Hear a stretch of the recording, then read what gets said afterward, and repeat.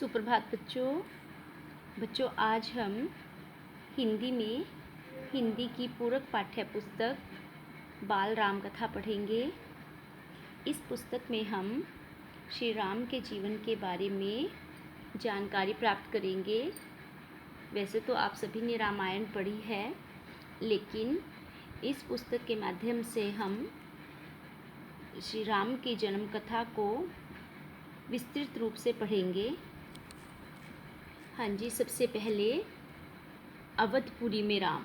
अवधपुरी अयोध्या नगरी को कहा गया है, अवधपुरी में राम। तो यहाँ पर अयोध्या के सौंदर्य का वर्णन किया गया है। ठीक है, पाठ इस प्रकार है। सरयू नदी के किनारे एक सुंदर नगर था। उस नगर का नाम अयोध्या था। अयोध्या अवधपुरी एक ही है। अयोध्या की इमारतें, राजमहल, सड़कें, बाग बगीचे, सरोवर, हरे भरे खेत तथा फसलें अत्यंत सुंदर थे।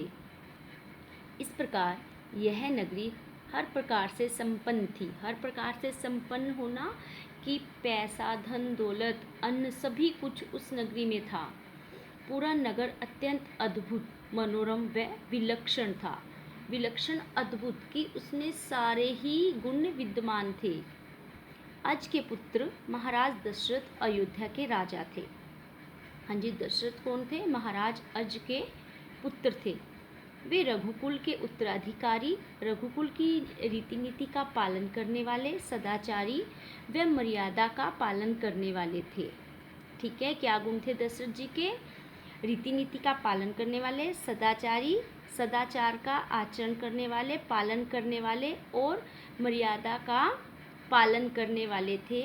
उनके मन में एक छोटा सा दुख था कि उनकी कोई संतान नहीं थी।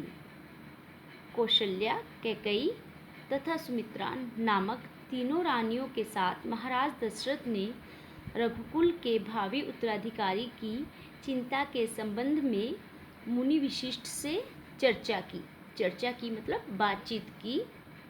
उन्होंने महाराज दशरथ को पुत्रेष्टि यज्ञ करने की सलाह दी। पुत्रेष्टि यज्ञ होता है कि जिसके कोई संतान नहीं होती, इस यज्ञ के करने से उसको पुत्र की प्राप्ति होती है। महान तपस्वी ऋषि सिंह ने की देखरेख में यह यज्ञ हुआ।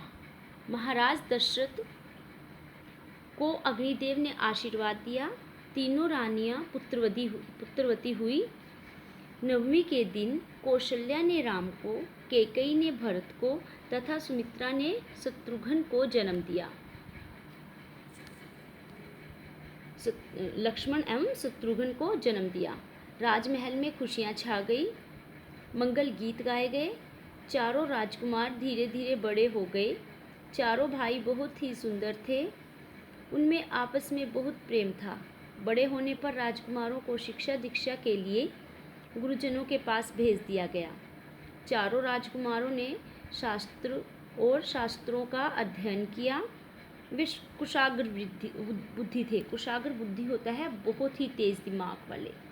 ठीक है, इसलिए शीघ्र ही सभी विद्याओं को उन्होंने सीख लिया। सभी विद्याओं में पारंगत हो गए। चारों पुत्रों में राम महाराज दशरथ को सबसे अधिक प्रिय थे। चारों राजकुमार विवाह के योग्य हो गए। दशरथ को अपनी संतान के लिए सुयोग्य वधुओं की खोज थी। एक दिन अचानक महर्षि विश्वामित्र अयोध्या आए। दशरथ ने उन्हें ऊंचा आसन दिया। जो पहले था कि हम अपने गुरु को ऊंचा आसन देते थे। स्वागत सत्कार करने के बाद राजा ने ऋषि के आने का कारण पूछा। ठीक है, महर्षि ने कहा, राजन, मैं जो मांगने आया हूँ उसे देना आपके लिए कठिन होगा। मैं सिद्धि के लिए एक यज्ञ कर रहा हूँ। उस यज्ञ में 2 राक्षस बाधा डाल रहे हैं। ठीक है, उन राक्षसों को केवल आपके ज्येष्ठ पुत्र राम ही मार सकते हैं।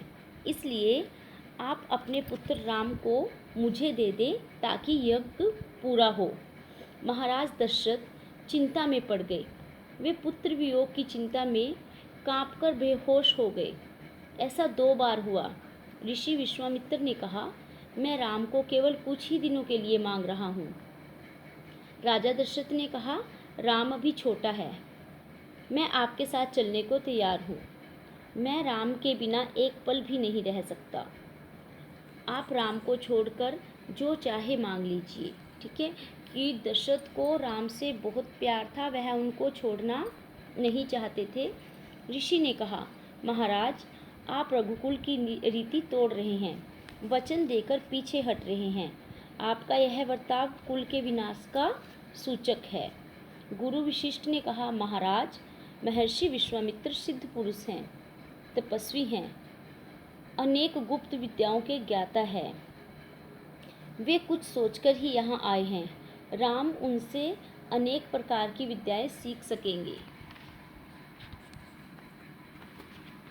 महाराज दशरथ ने दुखी मन से कुलगुरु वशिष्ठ की बात मानकर राम के साथ लक्ष्मण को भी भेजने की अनुमति मांगी। विश्वामित्र मान गए। ठीक है, दशरथ ने कहा कि मैं राम को तो भेज दूंगा, लेकिन राम के साथ लक्ष्मण भी जाएगा।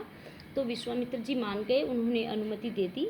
राम लक्ष्मण को दरबार में बुलाकर तैयार होने के लिए कहा गया। महाराज दशरथ ने भावुक होकर दोनों पुत्रों का मस्तक चूमकर उन्हें महर्षि को सौंप दिया। दोनों राजकुमार तुरंत महर्षि के साथ चल पड़े। सुनसान और भयानक जंगलों के मार्ग में होते हुए वे तीनों जा रहे थे। कि जो जंगल का मार्ग था बहुत ही सुनसान था, भयानक था। उनमें महर्षि विश्वामित्र आगे आगे, उनके पीछे राम और लक्ष्मण चल रहे थे। दोनों भाई अपनी पीठ पर तीर बांधे हुए थे, हाथ में धनुष बाण और कमर में तलवारें थी। ठीक है, इस प्रकार वो पूरी तैयारी के साथ ऋषि के साथ वन में गए।